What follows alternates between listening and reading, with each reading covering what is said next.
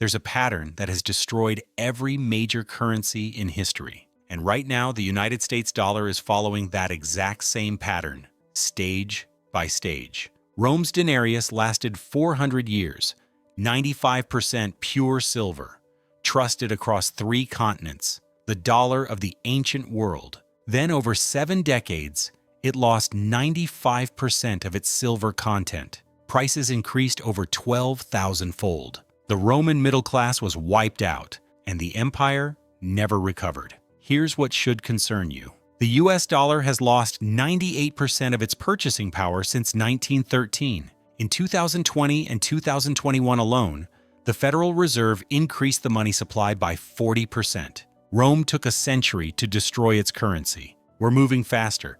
Let me show you exactly how this happens. The same 5 stages that destroyed Rome's money, and where America is in the sequence right now. In the summer of 268 AD, a Roman soldier named Marcus received his monthly pay, 50 denarii, the same amount his father had earned 30 years earlier, the same amount his grandfather had earned before that. But when Marcus walked to the market in Mediolanum to buy grain for his family, he discovered something had changed. The grain merchant refused his coins. Not all of them, just the newer ones, minted in the last few years. The merchant held one up to the light, scratched the surface with his knife, and showed Marcus what was underneath. Copper. The denarius, Rome's silver coin for 4 centuries, had become a copper coin with a thin silver wash. The merchant wanted 600 denarii for the same amount of grain that had cost his father 12. A 50-fold increase in 1 generation. Marcus had enough money. He just didn't have enough value. This scene repeated itself across the Roman Empire throughout the 3rd century.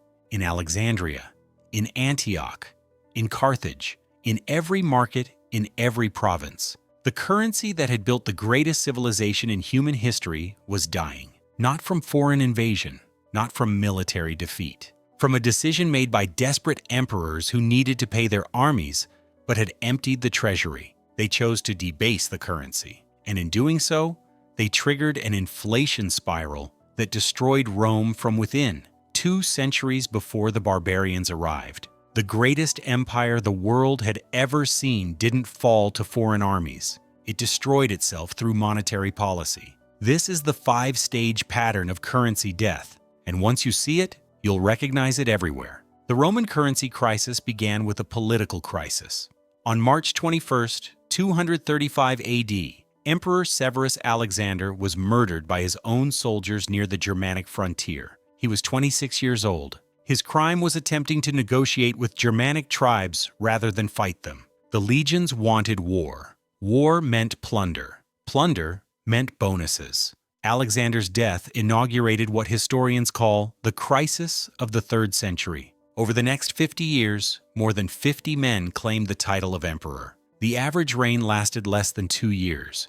Most emperors died violently, usually killed by soldiers who wanted a different emperor, one who would pay them more. Maximinus Thrax, the first emperor after Alexander, was murdered by his own troops in 238 AD. His successor, Gordian I, lasted 21 days. Gordian II lasted 20 days. Balbinus and Pupienus, named co-emperors by the Senate, were dragged from the palace and butchered by the Praetorian Guard after 99 days. The year 238 AD alone saw 6 emperors. The throne became a death sentence with a salary. This created an impossible fiscal situation. Every new emperor needed to secure the loyalty of the legions. The traditional method was a donativum, a cash bonus paid to soldiers upon a new emperor's accession. By the mid-3rd century, these bonuses had become enormous.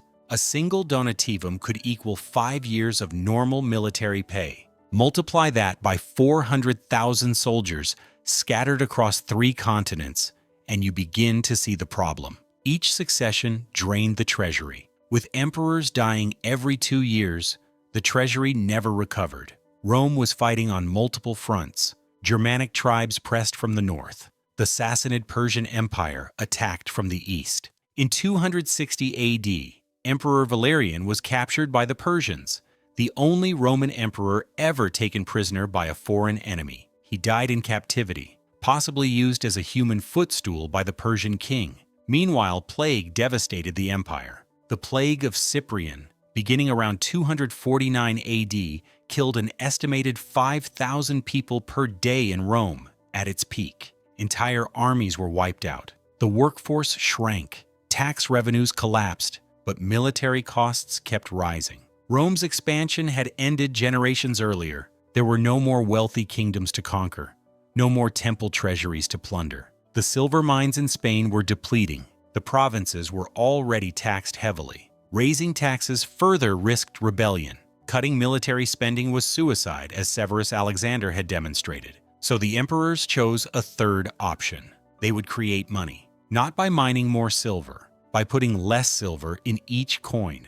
The Roman denarius had been remarkably stable for centuries. When Augustus established the monetary system after becoming emperor in 27 BC, he set the denarius at 95% pure silver. Each coin contained approximately 3.9 grams of silver. This standard held through the reigns of Tiberius, Caligula, Claudius, and Nero. It survived the chaos of 69 AD when 4 emperors ruled in a single year. It endured the great emperors Trajan, Hadrian, and Marcus Aurelius.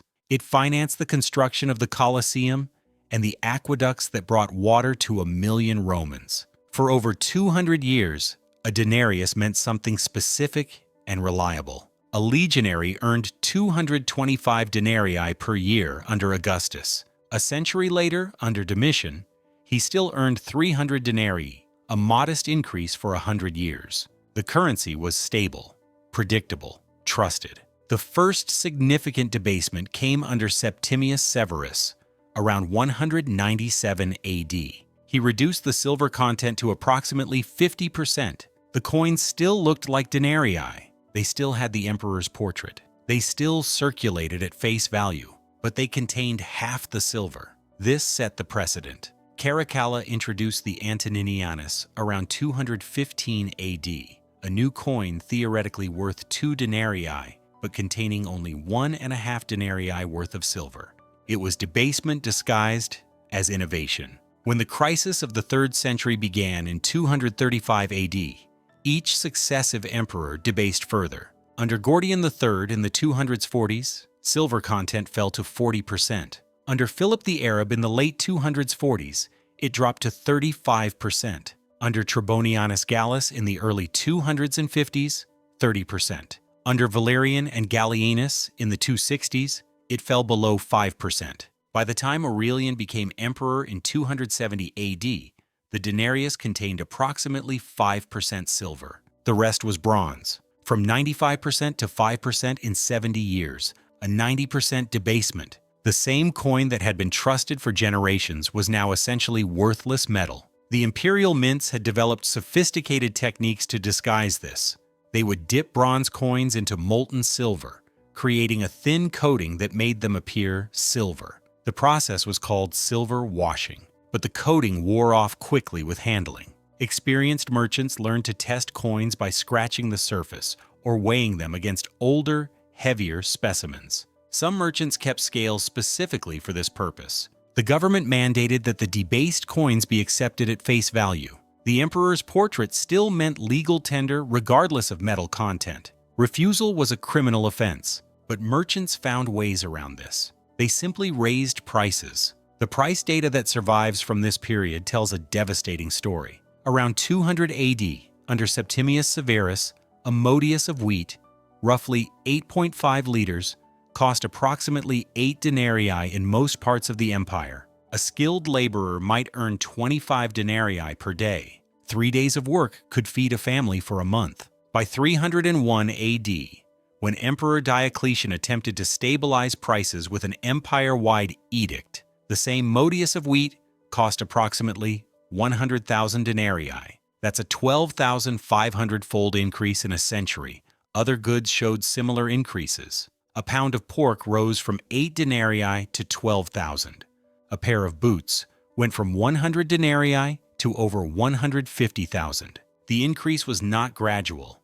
It accelerated. Between 258 and 275 AD, prices doubled every few years. As merchants recognized that each new batch of coins contained less silver, they raised prices. But wages couldn't keep pace. Soldiers were paid in the debased currency. Their nominal pay might increase, but never as fast as prices. A soldier in 250 AD earning twice what his father earned in 220 AD was actually poorer. His coins bought less. His purchasing power had collapsed. The mathematics destroyed savings. A Roman merchant who had carefully accumulated 10,000 denarii over a lifetime of work, enough to buy a small farm in 200 AD, found by 270 AD that his savings couldn't purchase a single ox. A widow's inheritance became worthless. A craftsman's retirement fund evaporated. The money still existed.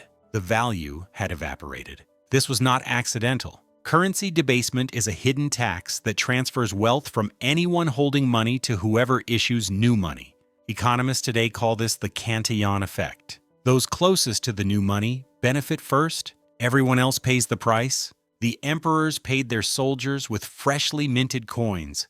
Those soldiers spent the coins before merchants fully adjusted prices. By the time the coins circulated through the economy, prices had risen. The people holding money last, ordinary citizens with savings, bore the cost. They paid for the empire's fiscal crisis with their life savings. A lifetime of prudent saving, wiped out by a decision made in a distant palace. It was theft without a thief they could identify.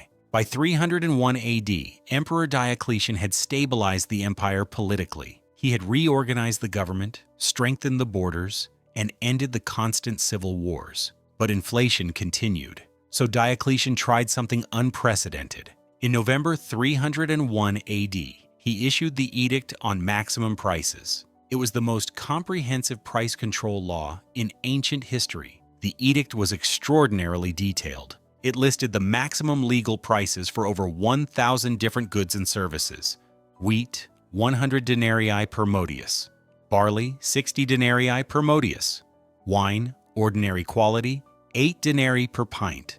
Wine, premium quality, 24 denarii per pint. Beef, 8 denarii per pound. Pork, 12 denarii per pound. A farm laborer's daily wage, 25 denarii plus food. A carpenter's daily wage, 50 denarii plus food. A lawyer's fee for pleading a case, a maximum of 1,000 denarii. A teacher's monthly fee per student, 50 denarii. Even the price of a haircut was regulated. The penalties for violation were severe. Charging above the maximum price was punishable by death. Hoarding goods to create artificial scarcity was punishable by death. Even removing goods from the market, rather than selling at controlled prices, was punishable by death. Diocletian blamed the inflation on greed. The edict's preamble denounced speculators and profiteers who charged prices unlimited and beyond measure. But price controls cannot solve inflation caused by currency debasement. The problem wasn't greedy merchants. The problem was that the denarius had lost 95% of its silver content. Merchants couldn't sell goods at 200 AD prices when their suppliers charged 301 AD prices. The edict's effects were predictable. Goods disappeared from legal markets. Farmers stopped bringing grain to cities where they would be forced to sell at a loss. Craftsmen stopped producing goods that couldn't be sold profitably. Black markets emerged where goods traded at true market prices, far above Diocletian's limits. According to the ancient historian Lactantius, the edict caused much blood to be shed over small and cheap items. People were executed for selling vegetables above the maximum price. Yet the shortages only worsened. Within a few years, the edict was effectively abandoned. It survived in the historical record as a detailed price list from late antiquity, but it failed utterly to control inflation. You cannot fix a supply problem with threats of execution. The root cause, debased currency, remained untreated. By the late 3rd century, the Roman monetary economy had essentially broken down. Merchants increasingly demanded payment in gold, which had retained its value, or in kind. Barter returned to regions that had used currency for 300 years. The government itself adapted to the new reality. Tax collection shifted from money to goods. The annona, originally a grain distribution program, became a system of in-kind taxation.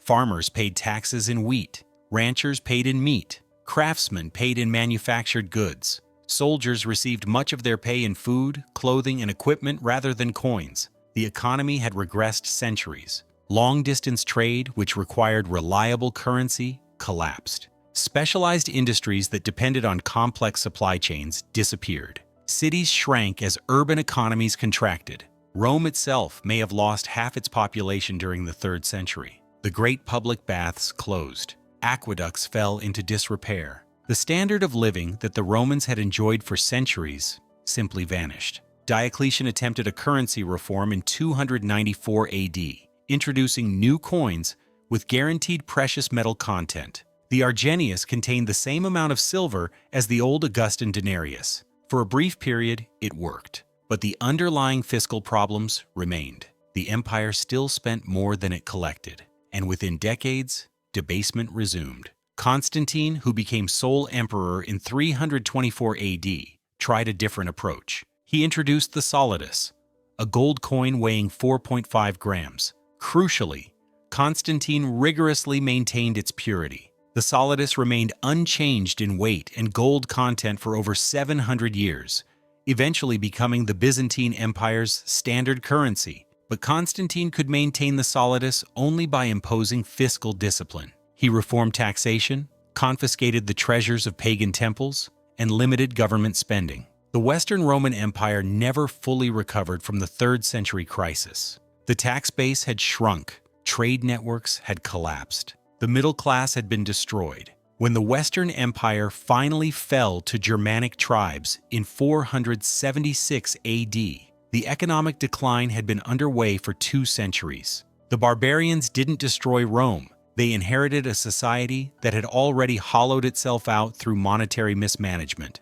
The coins that once built an empire couldn't buy a loaf of bread, and the people who trusted those coins paid the price. The United States has never debased silver coins like Rome did, but it has followed the same pattern through different mechanisms. From 1913 to 1933, the dollar was backed by gold at a fixed rate of $20.67 per ounce. In 1933, Franklin Roosevelt confiscated private gold holdings and devalued the dollar to $35 per ounce, reducing gold backing by 40%. In 1971, Richard Nixon ended gold convertibility entirely. Since then, the dollar has been pure fiat currency, backed by nothing except confidence in the United States government, and the printing accelerated. The national debt, which took 200 years to reach $1 trillion in 1982, now exceeds $36 trillion. Interest payments alone consume over $1 trillion annually. The results are visible in purchasing power data. $1 in 1913 bought what approximately $31 buys today. That represents a 98% loss of purchasing power over 112 years. The mechanism differs from Rome's. Instead of reducing silver content in coins, the Federal Reserve increases the money supply electronically. But the effect is identical. More currency units chasing the same goods and services, rising prices, declining purchasing power. In 2020 and 2021, the Federal Reserve increased the M2 money supply by approximately 40% in response to the COVID pandemic. $4 trillion created from nothing. By 2022, consumer price inflation reached 9%, the highest in 4 decades. This pattern has repeated throughout modern history. Zimbabwe, 2008. The government printed money to fund spending. Inflation reached 79.6 billion%. The currency became worthless. Citizens carried cash in wheelbarrows. A loaf of bread cost hundreds of billions of Zimbabwe dollars. Venezuela, 2018. The same pattern. Inflation exceeded 10 million%. Citizens needed wheelbarrows of cash to buy bread. A country with the world's largest oil reserves couldn't afford to feed its population. Argentina, Turkey, Lebanon, the pattern repeats. Governments spend more than they have. They print to cover the gap. The currency dies. Different countries, different centuries, same 5 stages. Fiscal crisis leads to currency expansion. Currency expansion leads to inflation. Inflation leads to government intervention. Intervention fails to address the underlying cause. Rome took a century to complete this cycle. Zimbabwe took a decade. Venezuela took even less. Modern economies move faster, but the destination is the same. The Roman denarius lasted 400 years before debasement destroyed it. The United States dollar, as a fiat currency, has lasted 54 years since Nixon closed the gold window. Every fiat currency in recorded history has eventually failed or been replaced. The average lifespan is approximately 27 years. The US dollar has already beaten those odds, but history shows that survival past the average doesn't mean survival forever. Subscribe to Capital Origins, because when you understand what happened to Rome, you understand what's happening now. The stages are the same. Fiscal pressure, currency debasement, inflation, failed controls, monetary collapse. The only question is timing, and whether you'll recognize the warning signs before your savings become worthless paper. Hit subscribe. The pattern that destroyed Rome is still running. 2,000 years later, you just need to know where to look.